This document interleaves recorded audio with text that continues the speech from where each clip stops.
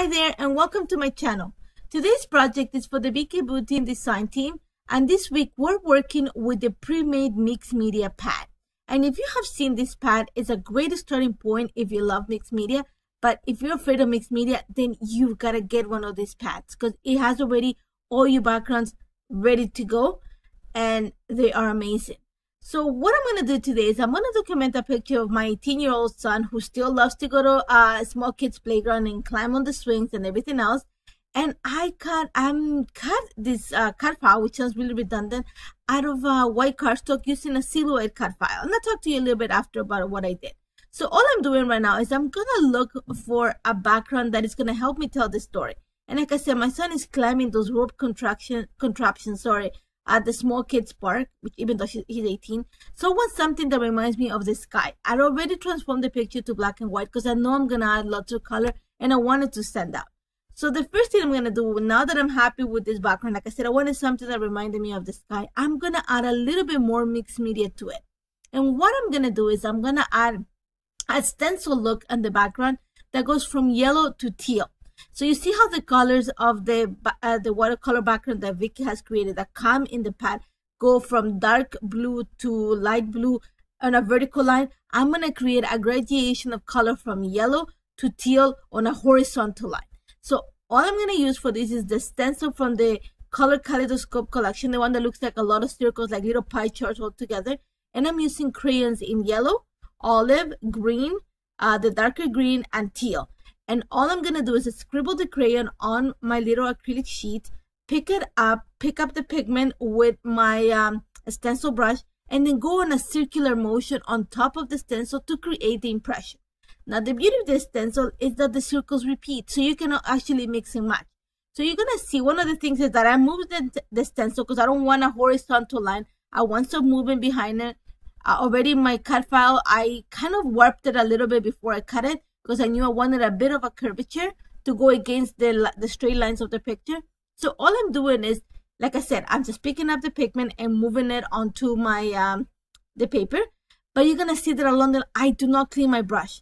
And this is going to help me create a clear transition. It's not going to block the colors, but actually going to create kind of like a soft movement of the colors along the page. And you're going to see that I'm going to add, like I said, the colors from yellow to teal and kind of from left to right, and also stretch it a little bit down just so there'll be some of the stencil behind my picture. Now, the background that I chose had some drips of color that were already pre-made, so I wanted to add a few more, adding the colors that I used to create the stencil. So I'm starting with the yellow, and I'm using the watercolor markers, and this is crushed pineapple. And all I did is the little container that you saw me had that had iridescent glaze. Before my first container of iridescent glaze, dried up, I added a little bit of water to it, and I let it water it down, and it really became shimmer paint. So all I do now is I keep it in my closet, my little stash. And every time I want iridescent like paint, I just add whatever pigment and a little bit of that, and just gonna give me that shimmer. So all I'm doing is I'm using the watercolor markers. A little bit is going to go a long way for this, and mixing it a little bit with the iridescent paint that I created, and then just adding splatters on the colors, teal with teal, yellow with yellow. So I'm using, you're going to see that I use crushed pineapple, I use blue Hawaiian, I'm going to bring juicy pear, and even a little bit of blueberry pie, because I think that I need to stretch a little bit more of the drip, the navy drip. I want to stretch it a little bit more just because I know my picture is going to cover a lot of it. So you're going to see again, like I said, I'm trying to color block a little bit of the layout. Just it's going to help me with the papers that I'm going to add, and it's going to help me tell the story. Again, like I said, I am very inspired by things that you'll be surprised. And this was totally inspired by the background and the ropes in the picture. And because the ropes are in triangles, I don't want it to create something very linear, but I think the drips, the lines coming down is enough to kind of recreate the ropes. And all I'm doing, like I said, is I mixed a little bit of the watercolor with some shimmering paint, and then just create drips. I'm just add a drop of the paint to the paper, and then kind of tap it on my table, lift it up and tap it, and just gonna create a natural drip. And then I'm just gonna add a few splatters. And then what I did to finish this is I'm gonna add these big splatters of navy because I think I want the permanent or the the more prominent color to be navy. So all I'm doing is picking up the color and just squishing my brush. And it's gonna add a little bit of water. It's not gonna make it that dark. It's gonna lighten it up a little bit, but it's gonna create this big, I'm gonna say droplet. Now, and I'm gonna set that aside to dry. It took no time to dry. While that was drying, I used a few papers from a Color Kaleidoscope, and I went to find all the papers that want the same thing, from yellow to teal. I added one of the papers the one that I'm showing you right now comes from Vicky's 6x8 paper pad. And then the yellow one comes from Field Notes. But then all the rest of the papers are papers either from the 6x8 from Color Kaleidoscope or also from the 12x12. But before I glue the paper to the page, and all I did is I traced the outline of the letter and then just cut it. But before I glue them, I'm adding a little bit of foam adhesive behind my letter, because I just want the little dimension, add dimension to the title. And to play with the look of it. I don't want it so straightforward.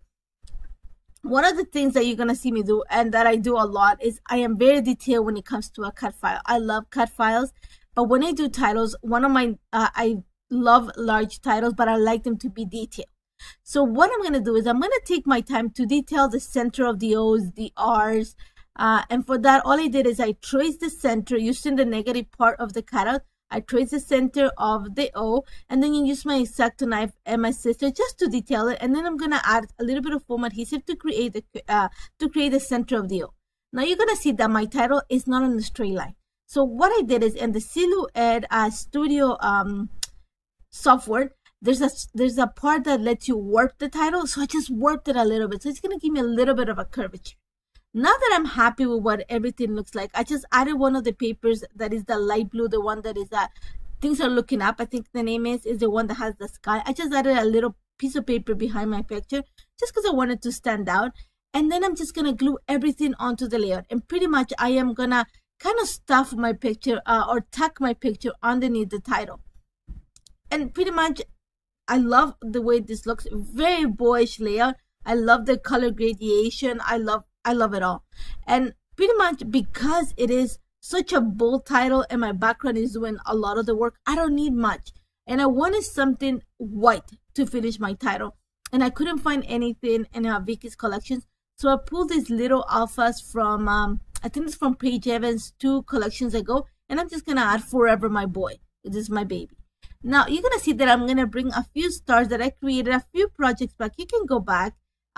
It's for the one that has all the stars made out of, I used the iridescent glitter glaze and a little bit of glitter to create them. And I just had a few left over, so I thought that it was going to benefit. I need to bring white to just dim a little bit of the background.